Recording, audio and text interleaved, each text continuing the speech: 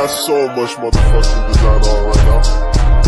Bring it down, bring it down, make it clap. I got 3 whole thoughts, I'm wild, bitches on the line, and you know. Assalamualaikum warahmatullahi wabarakatuh. Nama saya Abdul Rahman. Saya ingin menjelaskan periodisasi sejarah filsafat hukum. Periodisasi sejarah filsafat hukum dimulai pada masa Yunani hingga saat ini. Yang pertama adalah pada masa Yunani, yaitu masa pra-Sokrates. Masa ini dimulai pada tahun 500 sebelum Masehi. Disebut demikian oleh karena para filsuf pada masa itu tidak dipengaruhi oleh filsuf besar Sokrates. Boleh dikatakan filsafat hukum belum berkembang. Alasan utama karena filsuf masa ini memutuskan perhatiannya kepada alam semesta, yaitu yang menjadi masalah bagi mereka tentang bagaimana terjadinya alam semesta ini.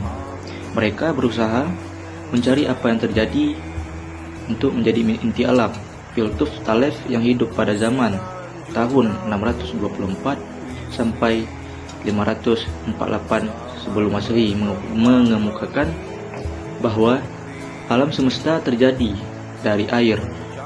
Anaximandros mengatakan bahwa inti alam itu adalah suatu zat yang tidak tentu sifat-sifatnya yang disebut dengan to aperon.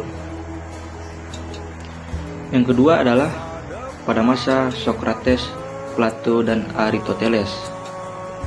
Sokrates 469 sampai 399 sebelum Masehi. Menurut para penulis, filsafat hukum yang mengungkapkan bahwa orang pertama atau peletak dasar pemikiran tentang manusia, ia bersifat tentang manusia sampai kepada segala seginya, sehingga filsafat hukum dimulai pada masa ini, kemudian mencapai puncak sesudah Sokrates. Yang selanjutnya yaitu adalah masa Stoa. Stoa mengembangkan suatu pendapat tentang hukum kodrat dengan menerima suatu pengertian hukum kesusilaan alami. Menurut ajaran ini, ada satu hukum kesusilaan alamiah, kehutanan, yang mempunyai kekuasaan untuk memerintah yang baik dan menghalang-halangi apa yang bertentangan dengannya. Dalam hukum ini, kodratlah letaknya perbedaan antara apa yang baik dan apa yang jahat. Dalam ini, kodrat dan hukum dianggap sama. Kemudian masa Romawi, abad ketiga sebelum Masehi dan sampai abad kelima sebelum Masehi. Pada masa Romawi, perkembangan filsafat hukum tidak segemilang pada masa Yunani. Hal ini disebabkan para ahli pikir lebih banyak mencurahkan perhatiannya kepada masalah bagaimana hendak mempertahankan ketertiban di kawasan kekaisaran Romawi yang sangat luas itu. Para filsuf dituntut memikirkan bagaimana cara memerintah Romawi sebagai kerajaan dunia. Namun demikian, ahli pikir seperti Polybius, Cicero, Seneca, Marcus, dan Aurelius. Sebenarnya itu masa Cicero.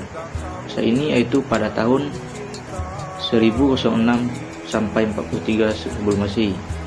Filsafat hukum Cicero dalam esensinya bersifat Stoa. Ia menolak bahwa hukum positif dari suatu masyarakat tertulis atau kebiasaan adalah standar tentang apa yang adil.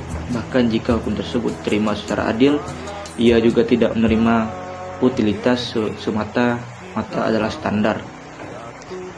Yang kedua adalah St. Augustine.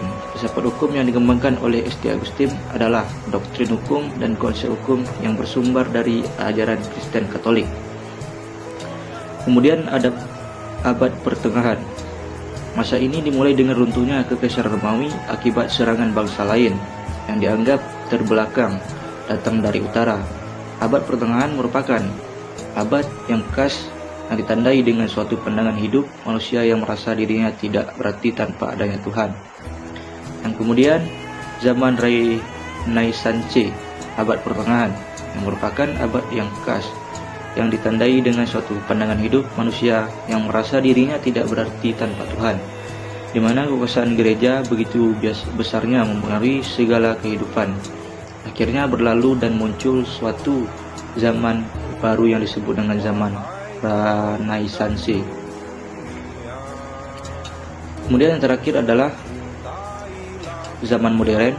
Walaupun sebelumnya unsur logika manusia sangat berperan dalam perkembangan pemikiran hukum, namun dirasakan bahwa filsafat hukum dinilai kurang berkembangan sebagai akibat adanya gerakan kodifikasi yang pada mulanya orang kurang memberikan perhatian terhadap masalah